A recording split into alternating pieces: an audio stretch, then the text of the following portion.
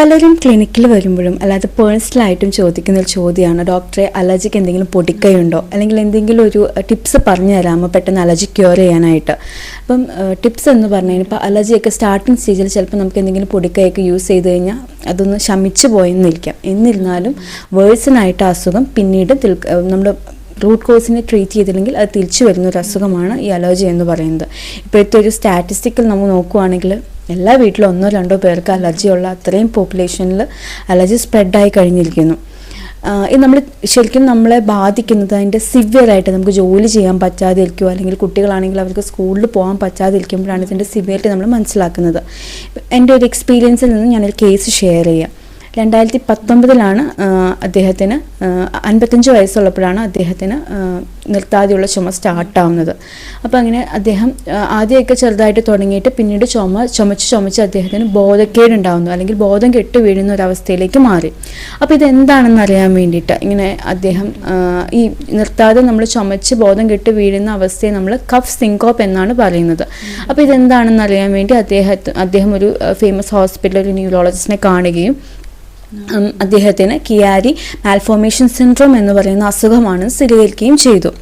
ഈ കിയാരി malformation syndrome എന്ന് പറയുന്നത് നമ്മുടെ ബ്രെയിനിൽ സെറിബെല്ലം എന്ന് പറയുന്ന പാർട്ടിന് ഉണ്ടാകുന്ന പ്രഷർ കാരണം പെട്ടെന്ന് തലവേദന, അതിഭീകരമായ തലവേദനയായിട്ടും തലകറക്കമായിട്ടൊക്കെ അനുഭവപ്പെടുന്ന ഒരു അസുഖമാണ്. അതിൻ്റെ ഒപ്പം ഈ ചുമയ്ക്കുന്ന സമയത്ത് അദ്ദേഹത്തിൻ്റെ തലയ്ക്ക് ഷേക്ക് ഉണ്ടാകുകയും ആ ഒരു പ്രഷർ കൂടുന്ന കാരണം ആ പ്രഷർ ഈ CSF ഫ്ലൂയിഡിനെ എഫക്റ്റ് ചെയ്ത് അങ്ങനെ ബോധക്കേടുണ്ടാവുന്നു, ബാലൻസ് നഷ്ടപ്പെടുന്നു, ബോധക്കേടുണ്ടാവുന്നു.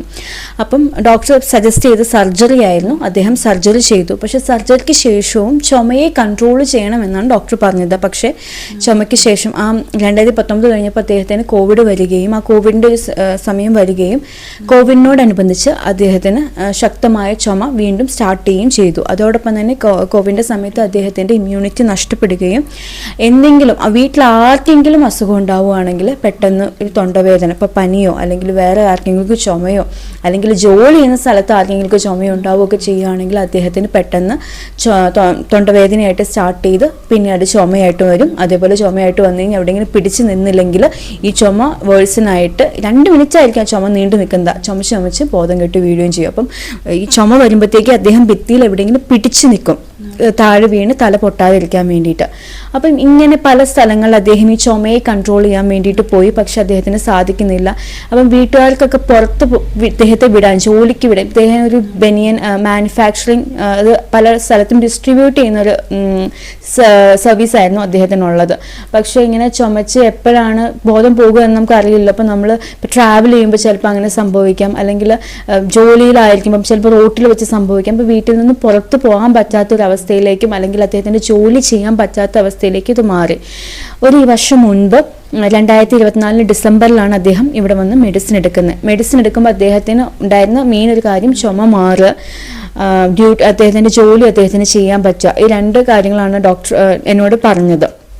അപ്പം നമ്മൾ മെഡിസിൻ സ്റ്റാർട്ട് ചെയ്ത് കഴിഞ്ഞപ്പം 2 മാസം ആയപ്പോഴത്തേക്കും അദ്ദേഹത്തിന് ചുമ കൺട്രോൾ ചെയ്യാൻ പറ്റി.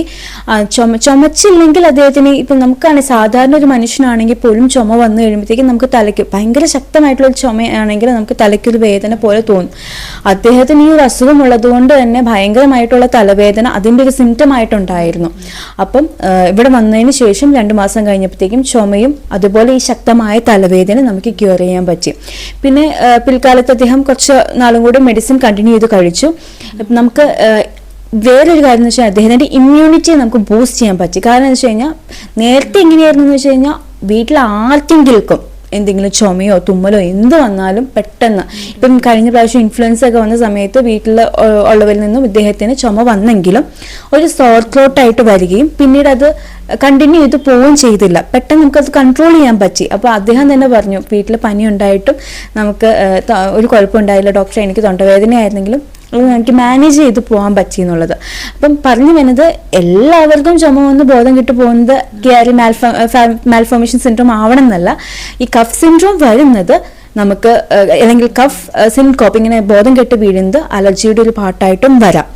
അപ്പം ഇങ്ങനെയുള്ള ചുമയെ പോലും നമുക്കിവിടെ കൺട്രോൾ ചെയ്ത് ട്രീറ്റ് ചെയ്ത് മാറ്റാൻ സാധിക്കുന്നുണ്ട് എന്നാണ് പറയുന്നത്. അപ്പം എല്ലാവരും ഈ ചുമ എന്ന് പറയുമ്പോൾ തന്നെ ഇത് അലർജിയുടെ മാത്രമാണ്, അല്ലെങ്കിൽ അത് കുഴപ്പമില്ല, അത് മാറിക്കോളും എന്ന് വിചാരിക്കാതെ സിവിയർ ആണ് എന്ന് പറഞ്ഞാൽ ചെറിയ ചുമയല്ല ഞാൻ പറയുന്നത്. ഇപ്പോൾ ഒരു പനി വരുമ്പോൾ ചുമയുണ്ടാവും, അതല്ല ഞാൻ പറയുന്നത്. പക്ഷെ അലർജിയുടെ ചുമ എന്ന് പറഞ്ഞു കഴിഞ്ഞാൽ രാത്രിയും പകലും നിർത്താതെ ചുമയ്ക്കുക, വേർക്കുമ്പോൾ ചുമയ്ക്കുക, രാത്രി ഉറങ്ങാതെ എണീച്ചിരുന്ന് ചുമയ്ക്കുക, ഇങ്ങനെ ഭയങ്കരമായി നിങ്ങൾക്ക് ചുമയുണ്ട് അല്ലെങ്കിൽ എന്തെങ്കിലും അലർജി സിംറ്റംസ് നീണ്ടു നിൽക്കുന്നുണ്ടെങ്കിൽ നിങ്ങൾ എന്തായാലും ട്രീറ്റ്മെൻറ്റ് എടുക്കണം. ട്രീറ്റ്മെൻറ്റ് എടുത്താൽ മാത്രം നമ്മൾ കറക്റ്റായിട്ട് ഡയഗ്നോസ് ചെയ്യണം എന്തുകൊണ്ടാണ് ഈ ചുമ വരുന്നതെന്നുള്ളത്. പല കാരണങ്ങൾ കൊണ്ടുവരാം.